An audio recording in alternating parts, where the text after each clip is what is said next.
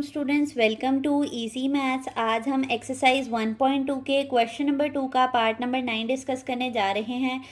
Previous videos में मैंने आपको क्वेश्चन नंबर 2 के पार्ट नंबर 1 से लेकर 7 तक डिटेल्ड हर पार्ट समझाया है और हमारे चैनल पर इसकी सेपरेट वीडियोस अवेलेबल हैं, तो आप उनको भी विज़िट कर सकते हैं। चलते हैं अपने आज के पार्ट की तरफ। क्योंकि ये क्वेश्चंस लॉ ऑफ इंडिसेस पर बेस्ड हैं, तो आपको मैं ये रिकमेंड लाजमी करूँगी कि आप एक दफ़ा लॉ ऑफ इंडिसेस का लेक्चर लें ताकि आपको ये क्वेश्चंस सॉल्व करने में आसानी महसूस हो।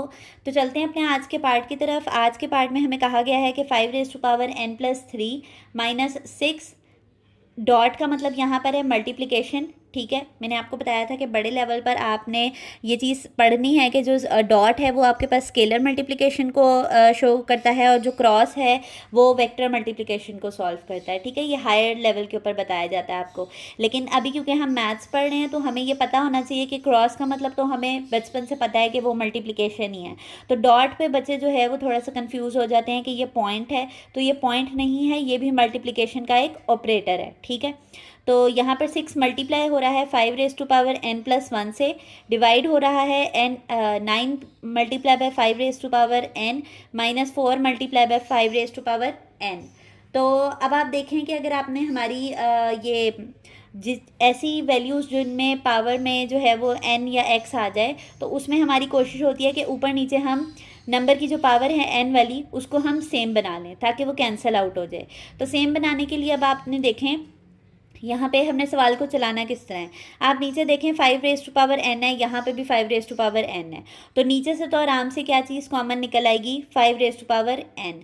अब आप ऊपर देखें कि आपके पास ऊपर 5n बन सकता है, तो बहुत इजीली बन सकता है। अगर मैं यहाँ से 3 निकाल दूँ और यहाँ से 1 निकाल दूँ तो वो मेरा इजीली बन जाएगा। तो हम यहाँ पर जो अब लॉ ऑफ क्या कहते हैं अपना इंडिसेस लगाने लगे हैं, वो है रिवर्स में हम उसको यूज़ करने लगे हैं कि जब कोई दो नंबर्स आपस में मल्टीप्लाई हो रहे होते हैं तो उनकी पावर्स ऐड हो जाती हैं। हमने ऐसा ही पढ़ा है। अब ये पावर्स ऐड हो रही हैं तो इस बात का मतलब है कि वो दोनों नंबर्स क्या हो रहे थे, आपस में मल्टीप्लाई हो रहे थे। ठीक है, यही वाला काम मैं यहाँ पर करने लगी हूँ। आपका ये भी सवाल हो सकता है कि हम 6, 4 और 9 को जो है वो एलसीएम मेथड लेकर हम सॉल्व क्यों नहीं करने लगे, मतलब उसको एक्सपोनेंट फॉर्म में क्यों नहीं लिख रहे। तो वो अभी आप जब आगे सवाल चलेगा तो आपको समझ आ जाएगी कि ज़रूरत नहीं है, हमें बाद में भी उनको खोलना ही पड़ेगा। तो चलते हैं अपनी इस सोल्यूशन की प्रोसीडिंग की तरफ। मैंने आपसे कहा है कि अगर प्लस हो रही हैं पावर्स तो आप उनको सेपरेट लिखें और उनको पावर्स भी सेपरेट दे दें। तो 5 को n अलहदा दे दिया और मल्टीप्लाई हो रही है उसके साथ 5 की पावर 3। आप ये देखें, ये और ये आपको बिल्कुल सेम दिख रहे होंगे। ठीक है, तो रेफ़र करके ज़रा समझना आसान हो जाता है।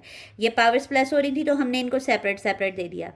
इसी तरह 6 वैसे ही आ गया है, पॉइंट का मतलब है कि ये मल्टीप्लाई हो रहे हैं। ठीक है, और यहाँ पर भी n+1 है तो इसको भी अगर मैं सेपरेट दे दूँ 5n और 5 +1 लिखें या 1 लिखें एक ही बात होती है। वो जिसके साथ कुछ नहीं होता उसके साथ प्लस ही होता है।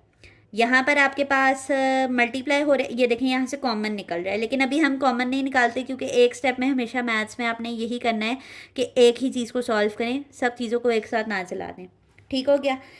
अब आप देखें, अब कॉमन निकाल लेते हैं। तो हम यहाँ पर क्या करने लगे हैं, टेक 5n कॉमन हम वो चीज़ लेते हैं जो सबके पास हो। ऊपर देखें दोनों वैल्यूज़ के पास आपके पास 5n है, तो 5n आप बाहर निकाल लें।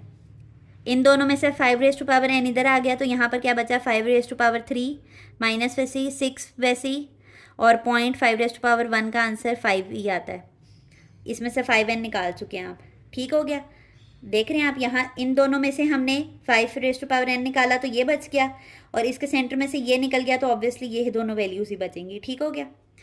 नीचे भी हम कॉमन निकाल लेते हैं, 5n और 9 आ गया पहले में से क्योंकि ये निकाल लिया हमने बाहर, और दूसरे में से क्या आ गया, 4 आ गया।